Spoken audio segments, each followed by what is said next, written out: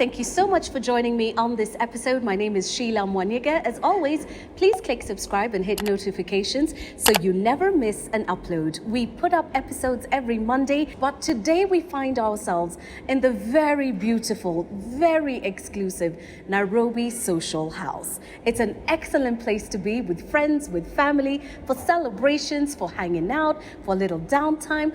Please get in touch with the Social House. You'll have a great time. You've got an option of restaurants and eateries that are certainly going to make you smile. And joining me for a conversation on all things neurosurgeon. You won't believe this, but this is the absolute truth. Having these three neurosurgeons with me accounts for what number again of the total number of neurosurgeons in Kenya? I think I have half of all of you now. I mean, if I was going to say, Kenya, you need to pay me money because I have a resource.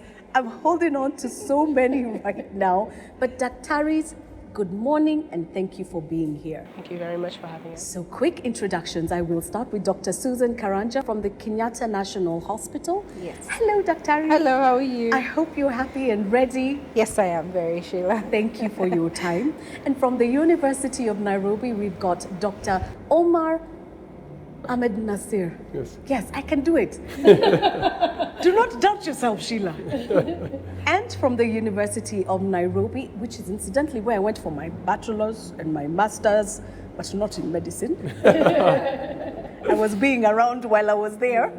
You are around medics. Yeah, I was. But you're all still my friends. Dr. Omar Ahmed Nasir, thank you so much for your time. Thank you for hosting us. Asanteni sana. And last but certainly not least, the woman who's made this happen, Dr. Beverly Cheserem from the Aga Khan University Hospital. Thank you. Nairobi, Yes. Of course, Aga Khan University, Nairobi Hospital. Thank you for being here. I know about your profession because you reached out and you shared with me the case of Master Jason. So I think that will be our introduction to our conversation. Can we start with Master Jason? How's he doing? He's doing okay. He started his treatment, and we thank everyone who's contributed. And yes, we're just trying to raise awareness about people who have various challenges with cancer, and hoping that more people can come and receive their treatment, but also to continue to support them both financially and in other ways that people will feel open to. Yeah. Thank you for reaching out. In case you missed that, you can find it on my social media. I've posted one link so far, but there'll be a lot more coming in the next few weeks and days as well. But you've made mention of cancer, and we're talking about neurosurgeons. Are you the elite that skip and skim the waters of all things? Help us understand what neurosurgery entails. Daktari Nasir. Thank you very much, Sheila. Neurosurgery is such a broad field, and it's a field which usually most people think is just the brain. And it involves both operative and non-operative. Even though we are surgeons, everything is not about operations. We move all the way from trauma, these head injuries, the patients, like the victims who got injured during the safari rally, for example. We also deal with spines, all the way from congenital, like children who are born with spina bifida, children who are born with hydrocephalus, who have big heads. We also deal with vascular issues, patients who present with aneurysms or other vascular malformations and strokes. Also, we are doing a lot of work on strokes, especially intervention. We also have diseases like Parkinson, where we are also doing a bit of work in Parkinson. But we are also most famous for brain tumors, as most of the people associate us with tumors, both for children. We know that brain tumors in children is the second commonest tumor amongst all children, and also in adults, including metastases. We also deal with pain management, nerves, pain management, surgical management of pain. And I think there's more to neurosurgery than just brain. Right. And that's why we're here to talk about it, demystify it, and see the faces behind the masks who have to address these problems that both children and adults face. Dr. Susan, you are so few in this country. Why is that? Is it a very difficult field? Does it take too long to study? Why are there so few of you? I think the main challenge with neurosurgery, for anyone, for example, even when you read like Ben Carson's story, it's time. So basically, when you're looking at us here, the average neurosurgeon, if you take in Kenya, if you add up all the years, it's almost 25 years just to get to a starting point in neurosurgery. And of course, it can't be a continuous, because at some point you have to stop and be registered as a doctor. So there's that time commitment. The master's program in neurosurgery currently is 6 years, and that's another financial commitment. So you can imagine, by the time you're coming in for your master's, you have a family, you have children, and now you have to commit 6 years without a salary to getting to be a neurosurgeon, without a guarantee at the end that you will actually find a place where you can get employment. So it's a very long, difficult journey, and that's why some people opt out. The training is also rigorous. I think all of us here can remember times when we haven't been home because you've been on call, and you don't go home for a number of days, because from call you have to go to theatre. When you finish theatre, you have to go to clinics. So it's a very rigorous training. So most people opt to just sit it out and do something that's less demanding. For the ladies, it's even worse, which is why we're so few. The 6 of us qualify, but only 4 of us are currently in Kenya. Really? All over Kenya with 40 million of us? Yes, so only 4 female neurosurgeons. So each one of you must attend to 1 million. To 10 million. If you're left with just the ladies, each of us has to look after 10 million. Don't worry, Nasir, we haven't forgotten. Your numbers are coming. Yes, so for the ladies, it's even harder, because trying to balance family, neurosurgery, it's not impossible, but it feels almost impossible when you're in the thick of things. Right. Yes. So many people have reduced and shrunk what you do to just the brain, when really it's far more comprehensive, very time consuming, and extremely meticulous. You made mention of brain tumors, Dr. Nasir. So the next question I've got is for Dr. Cheserem. You let me know that we've just concluded the month of June, and June is a month that's been set aside for not just Kenyans, but globally, to raise awareness on brain tumors. So what is a tumor? So a tumor is a term that people use a lot of times, yeah? And basically the technical term, as it said, is growth that's not supposed to be happening. So all our cells multiply every day, and then they have certain functions. Yeah. But if the body loses control of that multiplication, then you get an excess number of cells. Over time, so just having an excess number of cells is called a tumor. You have a growth. And then the growth can be graded in different ways. So the more it looks like what it's supposed to look like, the more likely we call that a low grade or a benign tumor. And the more that it changes and becomes aggressive and starts to invade tissues around it or spread to other places, which is what my colleague alluded to, that's what we call metastasis. Yeah. When a tumor moves, say, for example, from the eye and goes to the brain, or from the eye it goes to your lungs, something like that, from one place to the other, that's a metastasis. So then that becomes more aggressive, and actually that's what you call a cancer. So the reason why we want to raise awareness about it is, one, it's a very common condition. If we take the statistics or from Lancet, so the big organizations, about 6 Kenyans a day are told that they have a brain tumor. Personally, I think that's an underestimate for how many people have it, because not everyone comes to our attention. So the reason why we're trying to raise awareness is for a couple of reasons. One is to encourage people to come to us early, because the earlier you come, the smaller the tumor, the more your options of treatment, and the better your recovery. So that's the first. The second thing is for people to know that there are treatments available in our country. Long gone are the days where if somebody was told that they would assume there are other reasons. We know in some cultures people think maybe I was bewitched or something I did wrong. Yeah. These are sporadic events. There is nothing that you've done. There are very few known causes for tumors, so it's largely a random event, and you can get treatment. And then the third thing is there's a lot of hope to give a lot of people for a lot of different types of tumors, that if you come early, we can treat you, you can go back to work, you can go back to do what you want to do, but the earlier you come, the better your options, the better your outcomes. In speaking about taking control of your health and watching over your health and your family's health, we still live in a country that has a lot of health challenges. Dr. Nasir, the costs of going for checkups. I mean, I'm even thinking of it from a point of, you may have health insurance, when you go and you tell them, I just want you to do a checkup, they'll tell you, hatulipi hii.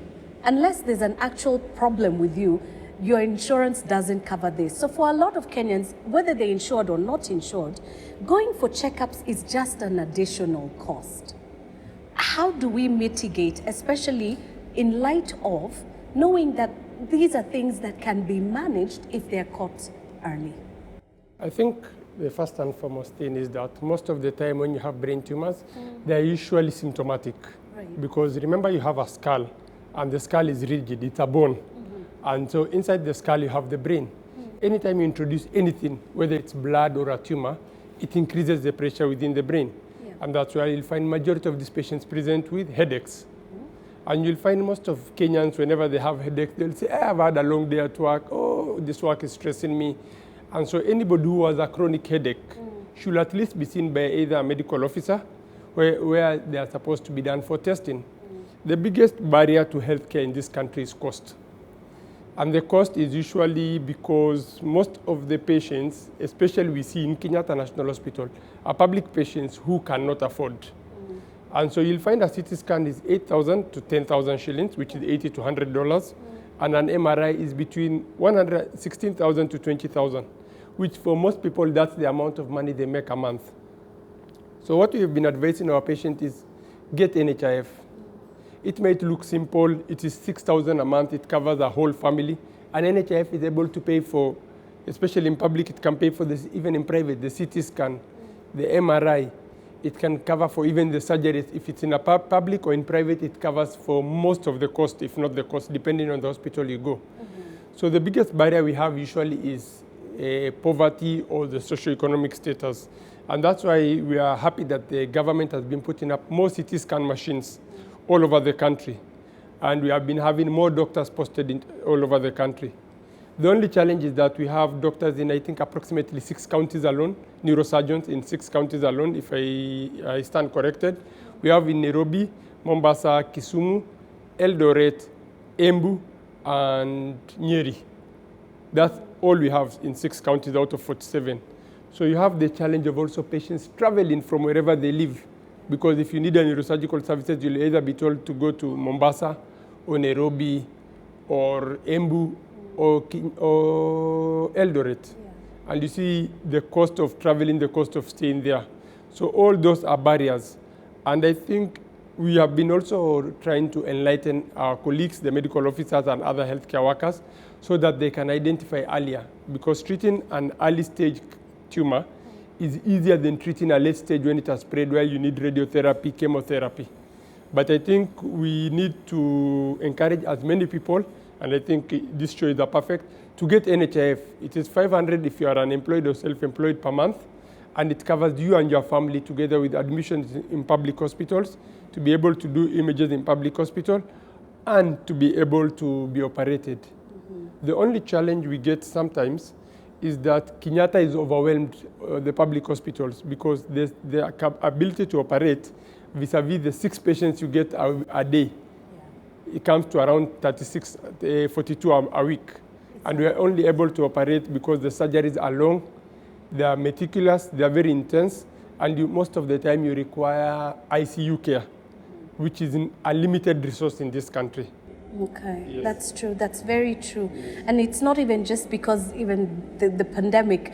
I think the pandemic has brought about a very new understanding about our healthcare systems, our challenges, and what we also as citizens need to do to take control, because there's a lot that's been happening in the back burner and now it's here and you can't run away from it. We are also equally responsible. Si shida yenu peke yake na ya gava. Even us as citizenry, we have a responsibility. But Dr. Susan, you, the largest public hospital, referral hospital, seeing the different cases, he has just made quick calculations of totals of numbers of patients that you must attend to and address. It's mind-boggling, bearing in mind how many you are, and he's made mention of how long the surgeries can take. So you're a stretched resource, you're a stretched, I'm just sitting here with $billions, I'm seeing it, but it's beyond cost because these are lives. Dr. Cheserem talked about different causes that will trigger and cause tumors. In your experience at Kenya's largest hospital so far, what would you say are the top factors that lead to patients being hospitalized, whether they're children, whether they are adults? There must be patterns. I believe in life there's certain patterns which will express and manifest. So what are the largest causes that you've seen so far? So at Kenyatta National Hospital, because of it being the main referral hospital, the neurosurgery unit is very busy. So in terms of what we see most commonly for neurosurgery, like any other unit in the world, it's still a lot of trauma. So road accidents, interpersonal violence accounts for the bulk of our work. And then in terms of the tumors, so for children we see a lot of what is called medalloblastoma, which is a a malignant tumor, unfortunately. And with adults, what is more common is known as a meningioma, which is a typically benign tumor, but very common. So just looking at the two, for example, with medalloblastoma, we seem to have seasons. So we'll have some quiet seasons, but on average, we've been doing about, for medalloblastoma alone, which is children, about 5 children in a week being admitted. And you can imagine we have 5 theaters in a week. So even if we were to keep up with just the pediatric tumors, it means we are getting a serious backlog. And to be quite honest, we actually have a diary where we've written all the patients waiting theater for the various conditions, whether it's aneurysms or tumors, spine issues, all those are in one book. And I think we're still trying to finish off last year's just to get into this. We're almost done with this year. We haven't even finished. Yes. And it's not your fault. No, it's not. Even fault you. Yeah. I think even if we were to try and incorporate Aga Khan to help us, and we still can't catch up because the burden is so big. And then the other limitation is there are times you'll call people, because what you do now, we call and we say we have a chance to operate, and financially they're not able. Yeah, so it is a real problem, the issue of brain tumors. It is, as Dr. Cheserem has alluded, probably a bigger burden than what we think globally we're seeing. And it is something where as we train more neurosurgeons, that is the area, those are some of the areas we're trying to work on, the waiting time to surgery and all that. You've got your work cut out for you. Ladies and gentlemen, you will be working for a long time. You're the people who will not retire, so don't be looking for golden handshakes. The nation will not allow. But Dr. Cheserem, I cannot help but go back to something she's mentioned, which is accidents. We understand Border is doing his own thing, Border is on ground. And it's not just borders. Accidents can also be falls in a house or something has happened. And as Kenyans, if it's not bleeding and you can still walk, we usually just get back to life as normal. And then later we suffer the complications and consequences. This is the moment to please advise us all on why it's so important, if anything happens to you, why a checkup is necessary. So I'm glad you touched on the issue of accidents. Mm-hmm. So it is the most common. Why is it most common in Kenya? Yeah. We're young. Young people take risks, especially young men. So so this is my call out to the boy child. It's a very common thing, especially in young men. Why? Yeah. Risk-taking behaviors around sports, around drinking, around driving, how you drive, and also sometimes the occupations that people take, whether it's construction or things like that. The first thing is prevention. So, for example, if you're going to ride a motorbike, get a good quality helmet that has, if it falls once, it's only designed to fall once and then that's done. So if your helmet has fallen even once, it's the material within it no longer works. So you need to get another one. It has to be the right fitting helmet. And if you're going to be using the boda service regularly, consider just investing in your own helmet. If people are playing sports, people need to be following the rules. Contact sports like rugby or boxing have very stringent rules because of concerns about head injury. if you're in a workplace, wearing a hard hat and doing the right assessments before you do that. And then, of course, there's driving and our habits as Kenyans. You know, driving within the speed limit, driving on the right side of the road, you know, having your lights on. This is very, very important. And I'll tell you a couple of reasons why that is. So the head injuries are broadly divided into three. There is mild, moderate, and severe, depending on your level of consciousness. But all of them have an effect on people's functioning, how you think, how you able to undertake activities and things like that. So prevention is the best. If you have an injury that's significant, the reason why you're being checked is for the immediate, because there are things that sometimes need urgent surgery. So if somebody has lost consciousness at any point, or has a weakness, or can't remember exactly what happened around the accident, so before or after, they need a checkup, and often they require a scan, so we can be able to assure them. Then in the medium term, you know, things like your hormone levels, your salt levels can go up and down.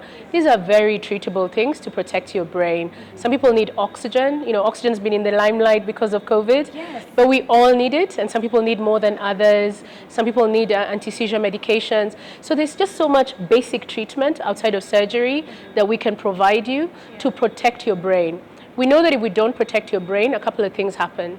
Not only do you get a disability, but particularly people who get repeated head injuries then develop dementias and other problems earlier than others. And we don't want that. We are a young country and we want to preserve people's health. So yeah, there's so much we do, not just operating. We take care of you as a person. It's holistic. Yes. Because again, and really, if you think about it, even if we've all walked around with the misconception that neurosurgery is only about the brain controls everything when you think about it. If this is not firing and triggering things the way they should, then you're really going to end up with a few problems down the road. But Dr. Nasir, how do we make your work easier? I know you could say, please become more doctors who are in this field, but how do we help you to help us? I think one of the few things that we have spoken about again and again over the last few years, especially with a lot of activism going on, is that we need more resources to health. Right. And we need more resources to health, just not for treatment, but for prevention.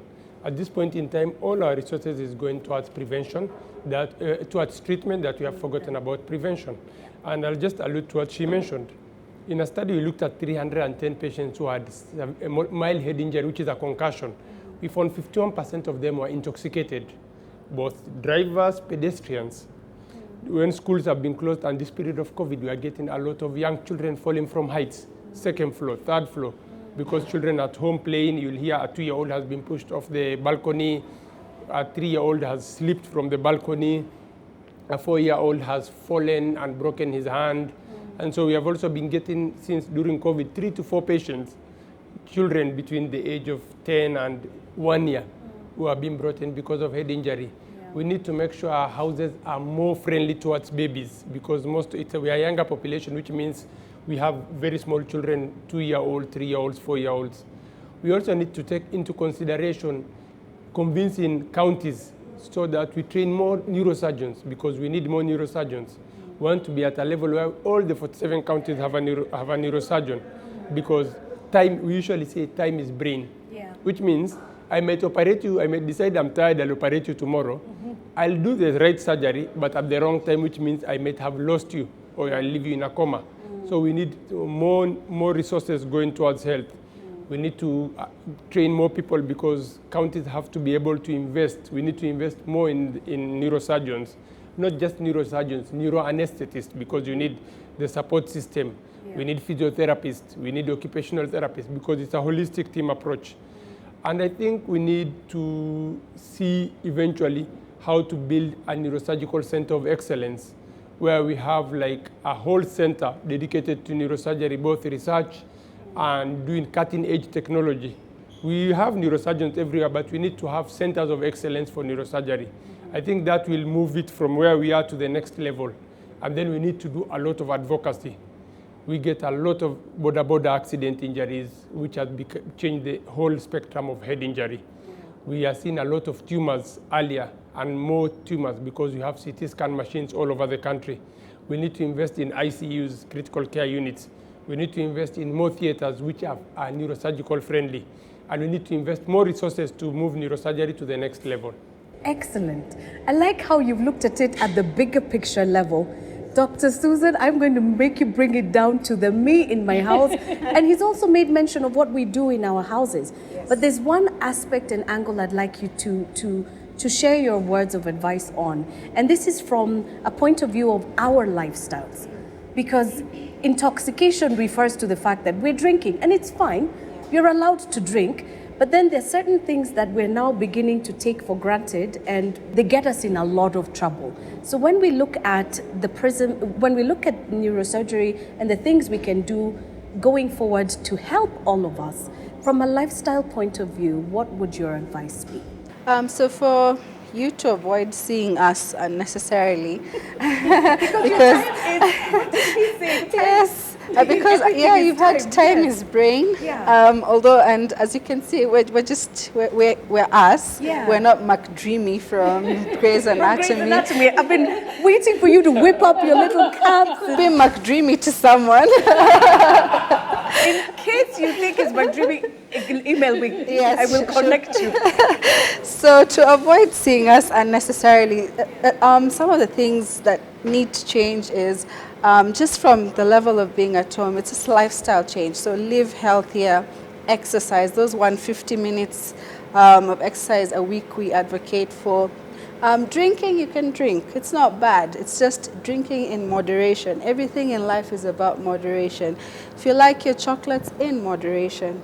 So just to try and live as healthy as possible. That keeps away most of the lifestyle diseases, because now when you start going into the area of having hypertension, diabetes, all that predisposes to strokes, and then we have to meet.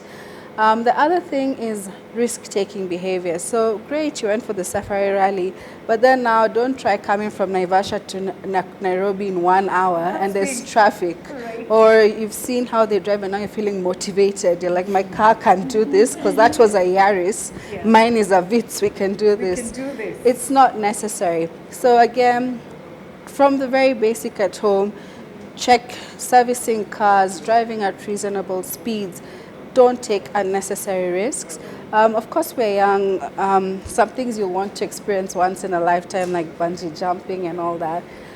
You can, but just remember at the back of your mind, there's a real risk something could happen.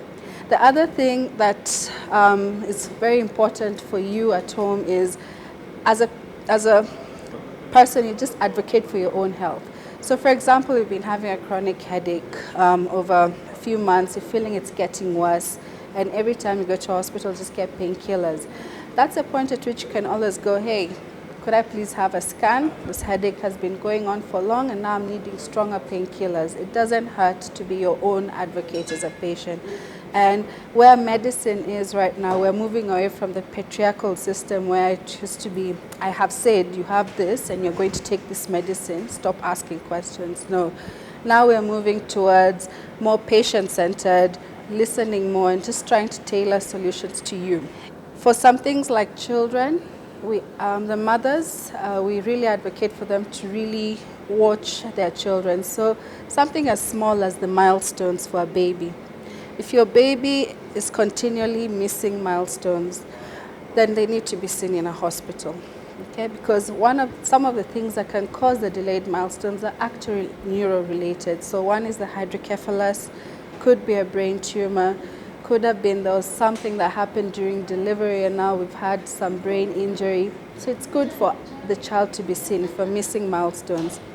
There are some who you'll hear in Nairobi a lot, mtoto analianga anyamazi. That's an irritable baby. An irritable baby should be seen in a hospital.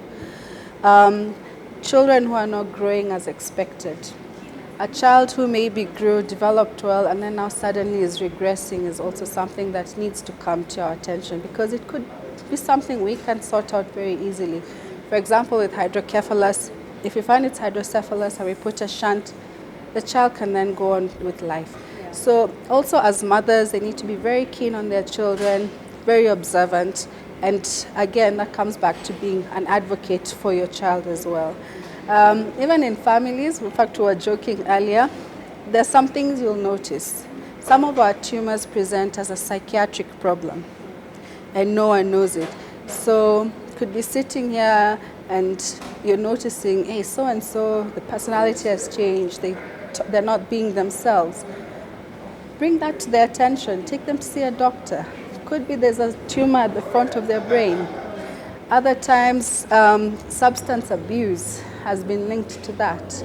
We have a patient who had a huge tumor and the only thing he kept doing is being admitted for rehab because he was taking a lot of bangi. And we found it was a tumor. Yeah, so small things in a family. Changes in facial features, also important.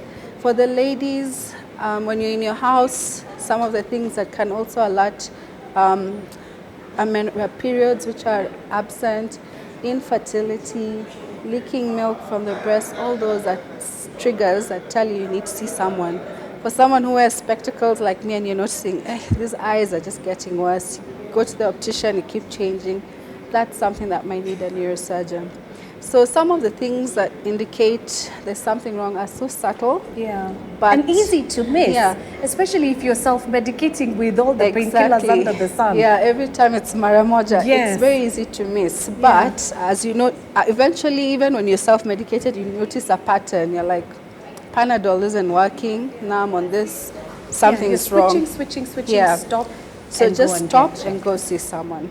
Wonderful. Yeah. Doctors, I could speak to you all day. I am so glad to have met you. Please understand, all of you, this is the beginning of a friendship by force, by fire. You're going to save my number. Yes, I will save all your numbers.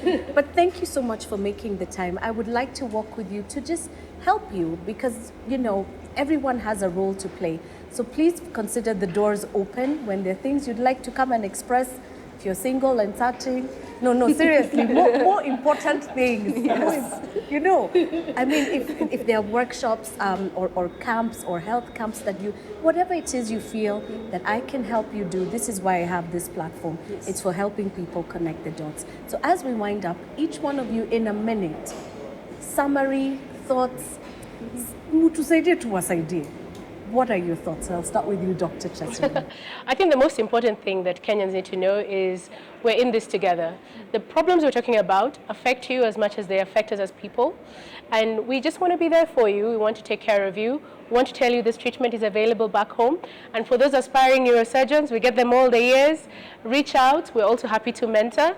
We're very approachable. And most of the conversations in clinic are just about figuring it out, about how to get you to do what you need to do and how to give you the right health advice and treatment. So, karibu. The door is open. Yes. Dr. Nasir, we are listening. Thank you very much for the platform. I think the first and most important thing is that we all need to know that health is wealth. Because so long as you are healthy, you can do anything you want. And the moment you are unhealthy, everything comes to a standstill. So we need to be better advocates of our own health. We need to lobby. We need to make sure that this is not a fight for only doctors. Secondly is that we need to invest more in health. But more importantly is that we need to own the process. Let's get NHIF. Let's know that there are neurosurgeons available. Our beginner end does not end with India going abroad. Those services are available here. They are affordable. And I think we are always available. And we hope to get more neurosurgeons all over the country and people who are interested in being mentored. They can always reach out to us so that we can guide them through the process so that we have a bigger team to be able to manage you, the Kenyans. And for the Kenyans, own up your health. Be part of your health. Don't only be interested when you are sick. You'll find most people become passionate only when they are sick. But when they are healthy, they just assume that they will never need the services. So let's own up our own health. Thank you. Yeah, it's true. You wake up in the morning and everything is working. Even kusema asante Mungu, many people forget. Yes. It's only when you wake up, oh dear God, please heal me. And then you start looking for help. Dr. Karanja. I think for me, it would be COVID has actually opened us as Kenyans, and I feel it's a good thing. So as Kenyans, we need to task our representatives in those counties. Why don't we have X, Y, Z available in our health service? Because we as doctors will not be able to make those changes on the ground. It's as a population, it's us as the people to do those changes. The other thing is, I think from the two of us being here, you can see Kenyatta National Hospital, the government facilities where there's neurosurgery, we are approachable human beings. So we know people get frustrated or scared about the bureaucracy, or they believe it looks a certain way, but we are here to help. We are not here to make you feel unwanted. So even the government facility is a hospital. Come and we will help. And then, of course, what I've said, patient advocacy. So still remain your own advocate at the end of the day. Stay vigilant. And Daktaris, Mungu awasaidie sana. Thank you so much again for the time. I wish you all the very best. The doors remain open. And thank you to you for watching this episode. Please drop a comment in the comment section below. We'd like to also say thank you to the social house. Wow! What a wow! I mean, that is the expression. What a wow. Not wow, what a wow. Please drop by, swing by. It's an amazing place. You've got choice of food and drinks and just views across Nairobi. It really is the place to be. Thank you again for watching this episode. I hope you clicked subscribe. If you haven't, do so now. Boom. And then hit notifications. Boom. And then let's catch up next week for another episode. Until then, boom, live out loud in all that you do. Bye for now. Did you catch all that? Or you want me to say it in slow motion?